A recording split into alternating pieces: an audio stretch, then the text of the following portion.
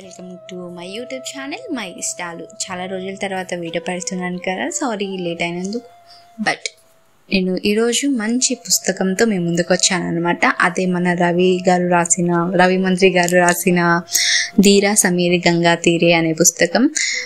ఈయన ఫస్ట్ పుస్తకం వచ్చేసి అమ్మ డైరీలో కొన్ని పేజీలు. అది చాలా ఎమోషనల్గా, చాలా హార్ట్కి టచ్ అయ్యేలా ఉంటుందన్నమాట. సో నేను ఆ పుస్తకం చదివిన తర్వాత నాకు ఇంట్రెస్ట్ వచ్చి నేను ఈ పుస్తకాన్ని తీసుకున్నాను.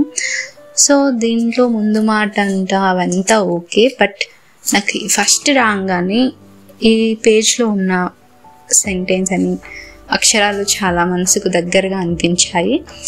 అక్షరాలు మీకోసం ఒకసారి వినిపిస్తాను. ఆకాశం లాంటి నీ మనసులో నీకు పరిచయమైన ప్రతి ఒక్కరూ వచ్చిపోయే మేఘం లాంటి వాళ్ళే.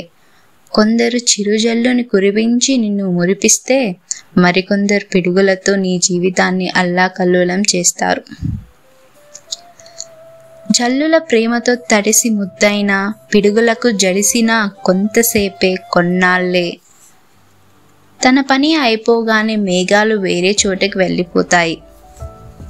ఎక్కడో ఎప్పుడో ఒక మేఘం మాత్రం నీతోని ఒక జ్ఞాపకంగా జీవితాంతం నీతోనే ఉండిపోవచ్చు. అప్పటి వరకు ఆ ఆకాశం నీ మనసుని మాత్రమే శాశ్వతం, నిశ్చలం. నైస్ వర్డ్స్ కదా, చాలా బాగా అనిపించాయి.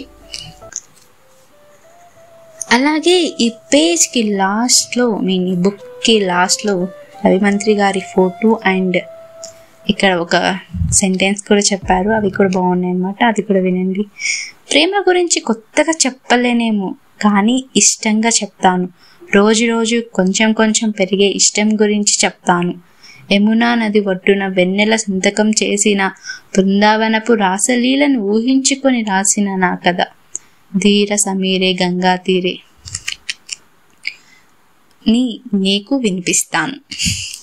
సో ఈ పుస్తకం అంతా చదివి ఎలా ఉందో, దాంట్లో నాకు నచ్చిన పాయింట్స్, నాకు నచ్చిన ఇన్సిడెంట్స్ అవన్నీ మీతో మళ్ళీ ఇంకొక వీడియోలో షేర్ చేసుకుంటాను. థ్యాంక్స్. ప్లీజ్ సబ్స్క్రైబ్ చేసుకోండి. That's it. By by.